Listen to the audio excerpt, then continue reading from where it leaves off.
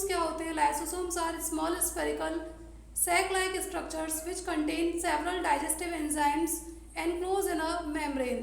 तो लाइसोसोम क्या है? ये small spherical sac like structures होते हैं जिनके चारों तरफ मेम्ब्रेन से ये बाउंड रहते हैं और इसके अंदर क्या रहेंगे? सेवरल डाइजेस्टिव एंजाइम्स इसके अंदर रहते हैं। इन्हीं को हम क्या बोलते हैं? लाइसोसोम कहते हैं। नेक्स्ट है they are found in eukaryotic cells mostly in animals. तो ये ज़्यादातर जितनी भी यूकैरियोटिक सेल्स होती हैं, यूकैरियोटिक सेल्स जो एनिमल्स के अंदर रहती हैं उनके अंदर ये मिलते हैं और इन्हीं को क्या बोल देते हैं? लाइसोसोम्स कहते हैं। वर्किंग ये किस तरीके से करते हैं? Lysosome help in digestion of foreign substances and worn out cell organelles. तो ये जितने भी अगर कोई किसी सेल के ऊपर कोई फॉरेन सब्सटेंसेस आकर उस पर अटैक कर दे तो ये उसको अपनी बॉडी के अंदर डाइजेस्ट कर लेते हैं, मतलब उसको एक तरीके से किल कर देते हैं। या फिर कोई सेल ऑर्गेनल ऐसा है जिसका वर्क जो है थोड़ा सा डाउन हो गया, ख़राब हो गया या बेकार हो गया ऐसा सेल ऑर्गेनल, तो उसको भी क्या कर देते हैं? वॉर्म आउट कर देते हैं या उसको भी किल कर देंगे। नेक्स्ट है इसमें they provide protection against bacteria and virus.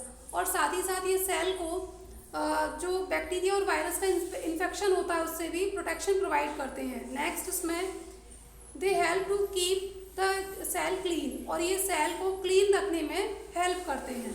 तो ये होता है लाइसोसोम का स्ट्रक्चर। लाइसोसोम्स कुछ ऐसे दिखाई देते हैं और ये सेल के अंदर इस तरीके से राउंडेड स्ट्रक्चर में ये घूमते रहते हैं। नेक्स्ट, और इनकी क्या वर्किंग होती है? During the disturbance in cellular metabolism, for example when the cell gets damaged lysosome may burst and the enzymes digest their own cell, therefore lysosomes are also known as societal bag of a cell। तो जैसे अगर किसी cell के cellular metabolism में जरा भी disturbance हो, उस दौरान अगर कोई मतलब उसके किसी सेल के सेलुलर मेटाबॉलिज्म में जरा भी अगर डिस्टर्बेंस हो रहा है, जैसे मान लो सेल अगर डैमेज हो जाती है, तब क्या होगा कि जो लाइसोसोम है वो बस्ट हो जाते हैं। तब क्या होता है? लाइसोसोम्स जो है बस्ट हो सकते हैं और जब ये बस्ट होंगे तो ये अपनी बॉडी से क्या करते हैं? कुछ एंजाइम्स को रिलीज करते हैं और ये एंजाइम क्या करते हैं? उस पूरी की पूरी सेल को क्या कर देंगे? डाइजेस्ट कर देते हैं, उसको ख़त्म कर देंगे। ठीक है, अपनी ही पूरी सेल को क्या कर देते हैं? ये ख़त्म कर देते हैं। इसीलिए इसको क्या कहा जाता है? लाइसोसोम्स को, इनको सुसाइडल बैग्स के नाम से जाना जाता है। इनको सेल का सुसाइडल बैग कहा जाता है। नेक्स्ट है इसमें vacuoles. Vacuoles are liquid solid filled and membrane bound organelles. तो जो वैक्यूल्स होती हैं ये कैसी होती हैं? ये इन वैक्यूल्स के अंदर या तो लिक्विड फिल हो सकता है या फिर सॉलिड, ऐसे सब्सटेंसेस इनके अंदर फिल रह सकते हैं। और साथ ही साथ इनकी ये जो वैक्यूल्स होती हैं इनके ऊपर क्या रहती है? मेम्ब्रेन बाउंड सेल ऑर्गेनल्स होते हैं। ये इनके चारों तरफ क्या रहती है? मेम्ब्रेन रहती है, उससे ये बाउंडेड रहते हैं। नेक्स्ट है in plant cells vacuoles are large and permanent. Plant cell अगर कोई है तो उसके अंदर ये जो वैक्यूल्स हैं ये बड़ी होंगी और परमानेंट होंगी। अगर कोई एनिमल सेल है तो उसके अंदर क्या होगा? Vacuoles are small in size and temporary. तब ये वैक्यूल कैसी होती हैं? स्मॉल साइज की होती है और साथ ही साथ कैसी होती हैं? टेम्पररी होती हैं। नेक्स्ट है in mature plant cell it occupies 90% space of cell volume. अगर कोई मैच्योर प्लांट सेल है ना, अगर कोई मैच्योर प्लांट सेल है तो उसमें ये कितना स्पेस ऑक्यूपाई करेगी? 90% स्पेस ऑक्यूपाई करेगी। मतलब सेल के 90% स्पेस में वैक्यूल्स मिलती हैं। कब? जब प्लांट सेल मैच्योर हो जाती है तब। ये है वैक्यूल का डायग्राम। देखो ये यहाँ पर वैक्यूल ऐसे करके रहती है और इस तरीके से इसको बाहर दिखाया गया है। ऐसी होती है वैक्यूल, या तो इनके अंदर लिक्विड फिल हो सकता है या फिर कोई सॉलिड सब्सटेंसेस इनके अंदर फिल रह सकता है। अब इनकी वर्किंग क्या है? They help to maintain the osmotic pressure in a cell. तो ये किसी भी सेल के अंदर ऑस्मोटिक प्रेशर को मेंटेन करने में हेल्प करती हैं। दूसरा क्या काम है इनका? They provide turgidity and rigidity to the plant cell. तो ये प्लांट सेल को टर्जिडिटी और रिजिडिटी प्रोवाइड करने का काम करती हैं। नेक्स्ट इसमें हम नेक्स्ट बात करेंगे पेरोक्सिसोम्स की। पेरोक्सिसोम्स क्या होते हैं? They are small and spherical organelles containing powerful oxidative enzymes.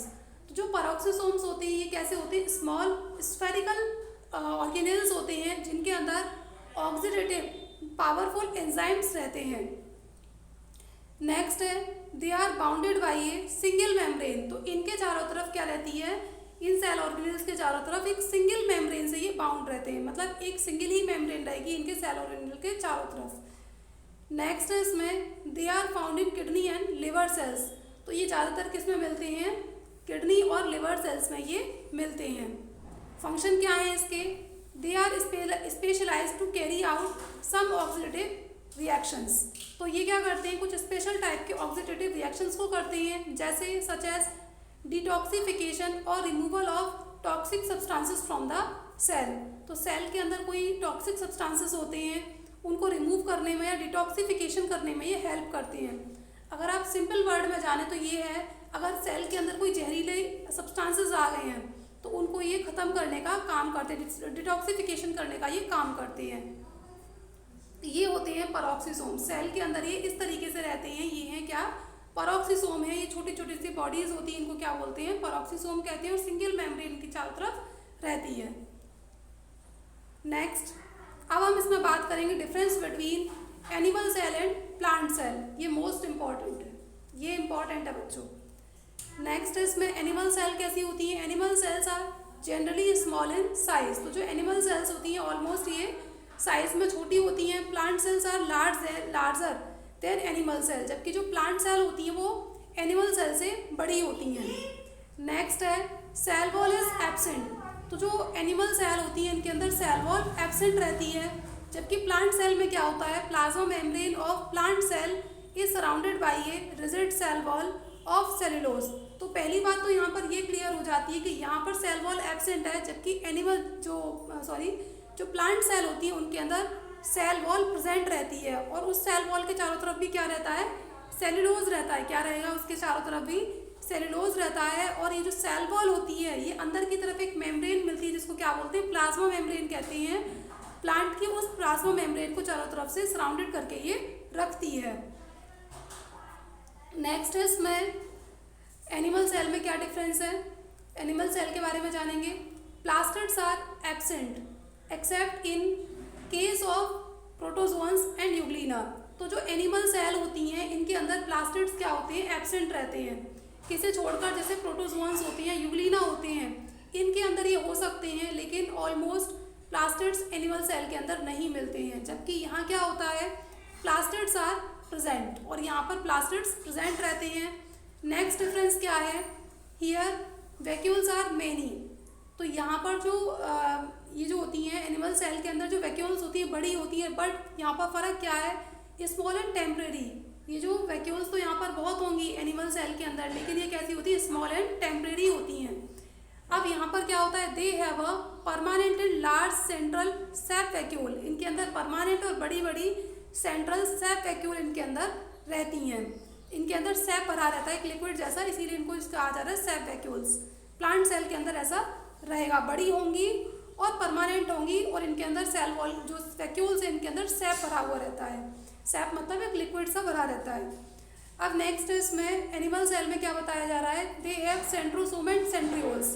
तो एनिमल सेल में क्या रहते हैं, सेंट्रोसोम और सेंट्रियोल्स इनके अंदर रहेंगे, जबकि प्लांट सेल में क्या होता है, they lack centrosomes and centrioles. Plant cells में सेंट्रोसोम और सेंट्रियोल्स नहीं होते हैं, ठीक है, लैक रहेंगे या नहीं होंगे। अब देखो ये वाला जो आपका पूरा चैप्टर है ये फिनिश हो गया है। जहाँ जहाँ मैंने जो भी डायग्राम आपको दिखाए हैं वो सब आपको बनाने हैं, और अब यहाँ पर जो डिफरेंस आपको लास्ट में समझाए हैं ना, इनके दोनों के एनिमल सेल और प्लांट सेल के डायग्राम भी आप लोगों को बनाने हैं, ठीक है। जैसे ही लॉकडाउन खुलेगा और आप लोगों की क्लासेस उसमें ऑफलाइन क्लासेस जैसे ही चलेंगी तो मैं सबकी कॉपी चेक करूँगी, ठीक है बच्चों। तो अपना कवर कंप्लीट करके रखिएगा। नेक्स्ट वीडियो लेक्चर होगा तो उसमें हम कोई किसी दूसरे चैप्टर की बात करेंगे। आई होप कि आपको समझ में आया होगा। थैंक यू बच्चों।